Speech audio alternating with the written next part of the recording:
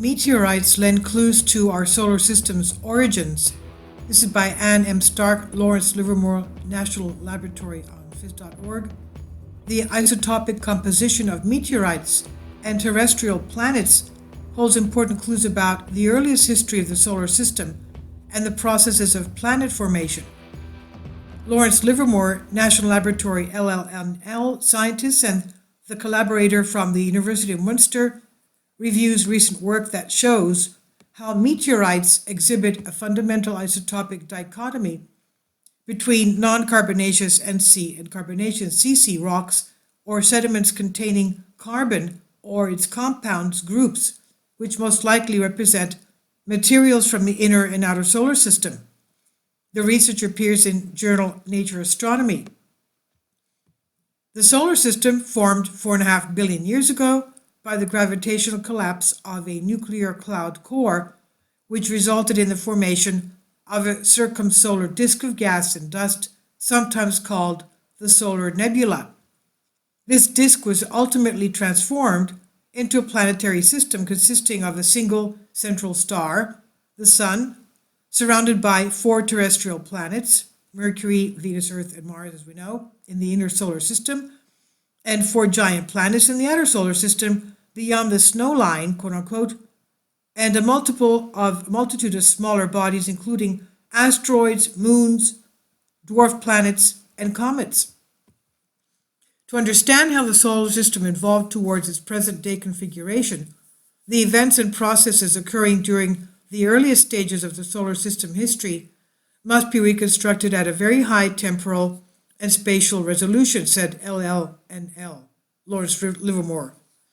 The cosmochemist Thomas Kruger, lead author of the paper. Although astronomical observations and dynamic modeling provide fundamental insights into the structure and dynamics of protoplanetary disks and the processes of planetary accretion, the study of meteorites allows the reconstruction of the solar system's early history with unprecedented resolution in time and space. Kindly support my Patreon account. The daily posts are 5 videos daily, and they are totally different from what I have on my YouTube channel. Thank you so much for your support and that you find all my content so interesting. You'll find the Patreon account details in the description box. Recent analytical advances in the precision of isotope ratio measurements make it possible not only to date meteorites at sub-million year precision, but also to identify distinct nucleosynthetic isotope signatures. This allows scientists to identify genetic links between planetary materials and helps constrain the area of the disk a given meteorite originated from. Most meteorites come from asteroids located in the main asteroid belt between Mars and Jupiter, and that's the gap between the inner planets and the outer planets. You'll see the video before this one explaining that. So most of them come from this asteroid location in between the asteroid belt between Mars and Jupiter, and have traditionally been viewed as samples from bodies that formed where they are found today.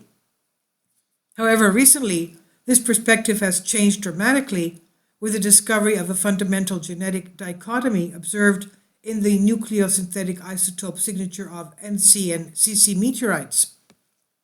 This discovery, combined with the establishment of a precise chronology for the accretion of meteorite parent bodies, has enabled the integration of meteoritic constraints into large-scale models of disk evolution and planetary formation.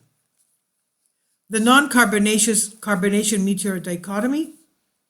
Nucleosynthetic isotope anomalies arise from the heterogeneous distribution of pre-solar phases and ultimately reflect that the solar system incorporated material from different stellar sources. As evident from analysis of pre-solar grains contained in primitive meteorites, the solar system's molecular cloud comprised material with strongly variable isotopic compositions. Although processes within the solar system's parental molecular cloud or the circumsolar disk homogenize these materials relatively well, small heterogeneities exist that have been sampled at the scale of meteorite components, bulk meteorites, and planets. Nucleosynthetic isotope anomalies have been identified for many elements.